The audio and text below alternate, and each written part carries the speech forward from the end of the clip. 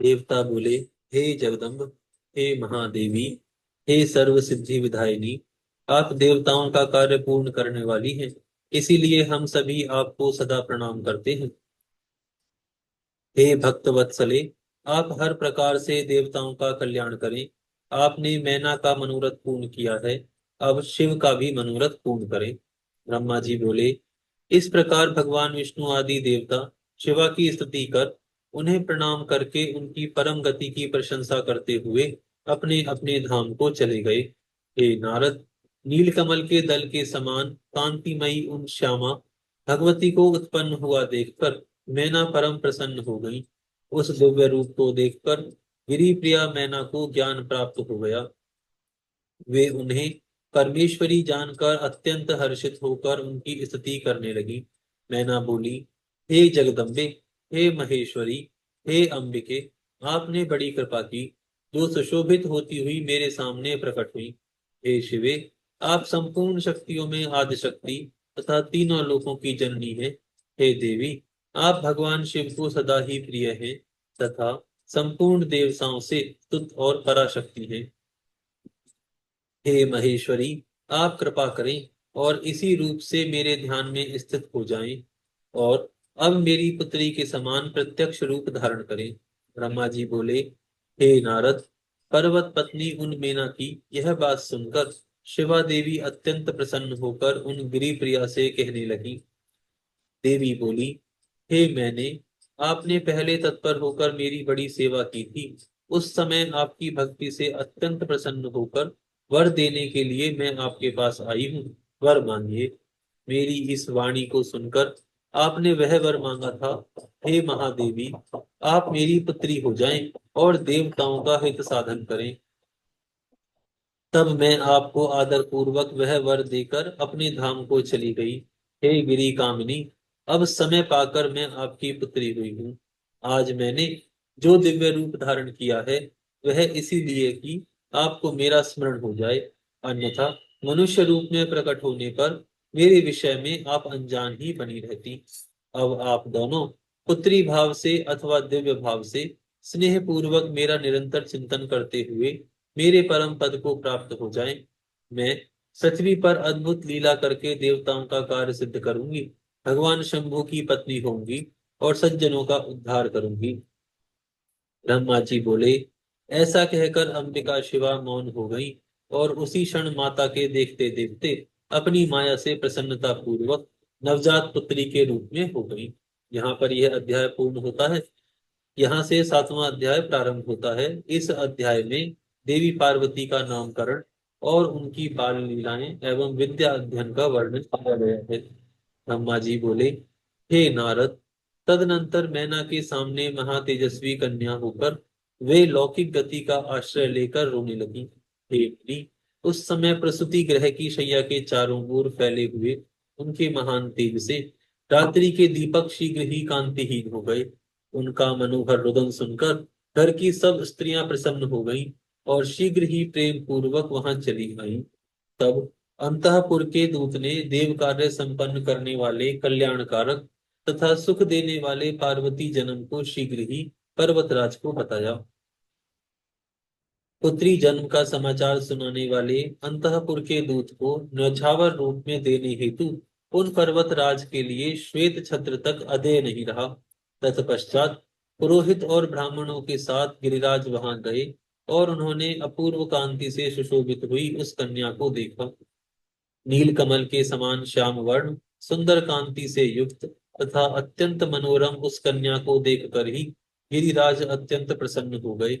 नगर में रहने वाले समस्त स्त्री एवं पुरुष परम प्रसन्न हुए। इस समय नगर में अनेक प्रकार के बाजे बजने लगे और बहुत बड़ा उत्सव होने लगा। मंगल गान होने लगा और वारांगनाएं नृत्य करने लगी। गिरिराज ने कन्या का जात कर्म संस्कार कर द्विजातियों को दान दिया।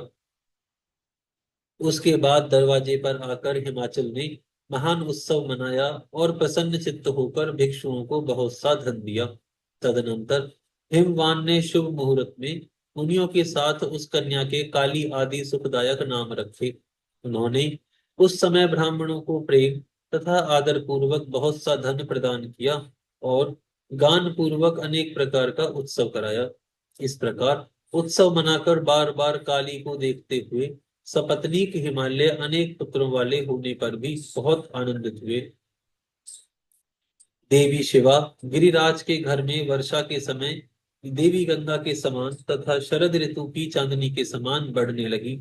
इस प्रकार परम सुंदरी तथा दिव्य दर्शन देने वाली कालिका देवी प्रतिदिन चंद्रकला के समान शोभा युक्त हो बढ़ने लगी। सुशीलता आदि गुणों से संयुक्त तथा बंधुजनों की प्रिय उस कन्या को कुटुंब के लोग अपनी कुल परंपरा के अनुसार पार्वती इस नाम से पुकारने लगे। हे मुनि, माता ने उस कालिका को उमा कहकर तपस्या करने से मना किया था। अतः बाद में वे सुमुखी लोक में उमा नाम से विख्यात हुई।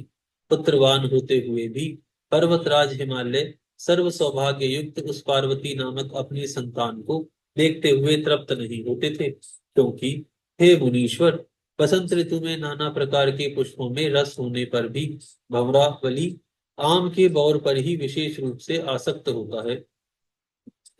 वे पर्वतराज हिमालय उस पार्वती से उसी प्रकार पवित्र तथा विभूषित हुए, जिस प्रकार संस्कार से युक्त वाणी से विद्वान पवित्र तथा विभूषित होता है। जिस प्रकार महान प्रभावशाली शिखा से भवन का दीपक एवं त्रिमार्गगामिनी देवी गंगा से सन्मार्ग सुशोभित होता है, उसी प्रकार पार्वती देवी द्वारा पर्वतराज सुशोभित हुए। वे पार्वती बचपन में अपनी सहेलियों के साथ कंदुक यानी गेंद, कृत्रिम पुत्रों यानी पुतला तथा देवी गंगा की बालुका से बनाई गई वेदियों द्वारा क्रीड़ा करती थी। उसके अनंतर हे मुनि, वे शिवा देवी उपदेश के समय एकाग्रचित्त होकर सदगुरु से अत्यंत प्रीति पूर्वक सभी विद्याएं पढ़ने लगी। जिस प्रकार शरद ऋतु में हंस पत्ती गंगा को तथा रात्रि में अमृतमयी चंद्र किरणें औषधियों को प्राप्त होती हैं, उसी प्रकार उन पार्वती को पूर्व जन्म की विधाएं स्वयं प्राप्त हो गई। हे मुनि, इस प्रकार मैंने शिवा की कुछ लीला भी आपसे वर्णन किया। अब अन्य लीलाओं का भी वर्णन करूंगा, आप प्रेम पूर्वक सुने। यहाँ पर सप्तम अध्याय पूर्ण होता है, अष्टम अध्याय प्रारंभ होता है।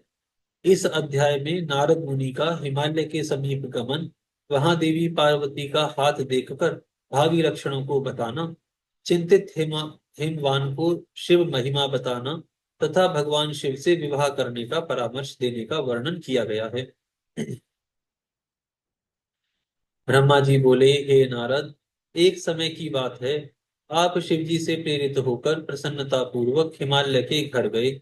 आप शिव तत्व के ज्ञाता और भगवान शिव की लीला के जानकारों में श्रेष्ठ हैं। हे मुनि हे मुनि गिरिराज, हिमालय ने आपको देखकर प्रणाम करके आपकी पूजा की और अपनी पुत्री को बुलाकर उनसे आपके चरणों में प्रणाम करवाया। हे मुनीश्वर, तत्पश्चात स्वयं नमस्कार करके हिमाचल अपने सौभाग्य की सराहना करके मस्तक झुकाकर हाथ जोड़कर आपसे कहने लगे। हिमालय बोले, हे मुनि, हे नारद, हे ज्ञानिन, हे ब्रह्मा के पुत्रों में श्रेष्ठ, हे प्रभु, आप सर्वज्ञ हैं, दयामयी हैं और दूसरों के उपकार में लगे रहने वाले हैं। गुण दोष को प्रकट करने वाले आप मेरी पुत्री के जन्म फल का वर्णन कीजिए। मेरी सौभाग्यवती पुत्री किसकी पत्नी होगी? ब्रह्मा जी बोले, हे मुनि श्रेष्ठ, हे तात, गिरिराज हिमालय के ऐसा कहने पर कालिका के हाथ और विशेष रूप से उसके संपूर्ण अंगों को देखकर कौतुकी, बोलने में चतुर, ज्ञानी और सभी वृत्तांतों को जानने वाले आप नारद प्रसन्न चित्त होकर पर्वतराज से कहने लगे। नारद जी बोले, हे शैलराज, हे मैंने आपकी यह पुत्री चंद्रमा की आदि कलाओं के समान बढ़ रही है। यह समस्त शुभ लक्षणों से संपन्न है। यह अपने पति के लिए अत्यंत सुखदायिनी, माता पिता की कीर्ति को बढ़ाने वाली, समस्त नारियों में परम साध्वी और स्वजनों को सदा महान आनंद देने वाली होंगी। हे गिरे, आपकी पुत्री के हाथ में उत्तम लक्षण विद्यमान है, केवल एक रेखा विलक्षण है। उनका फल यथार्थ रूप से सुनिए। इन्हें ऐसा पति प्राप्त होगा जो योगी, निर्वस्त्र, निर्गुण, निष्काम, माता पिता से रहित, मान विहीन और अमंगल वेश वाला होगा। ब्रह्मा जी बोले, हे नारद, आपकी इस बात को सुनकर और सत्य मानकर वे मैना तथा हिमालय दोनों पति पत्नी बहुत दुखी हुए।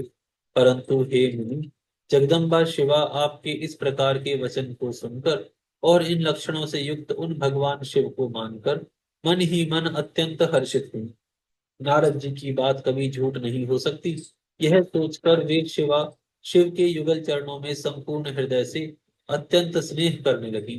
हे नारद, उस समय मन ही मन दुखी हो हिमवान ने आपसे कहा कि हे मुनि, उस रेखा का फल सुनकर मुझे बड़ा दुख हुआ है, मैं क्या उपाय करूं?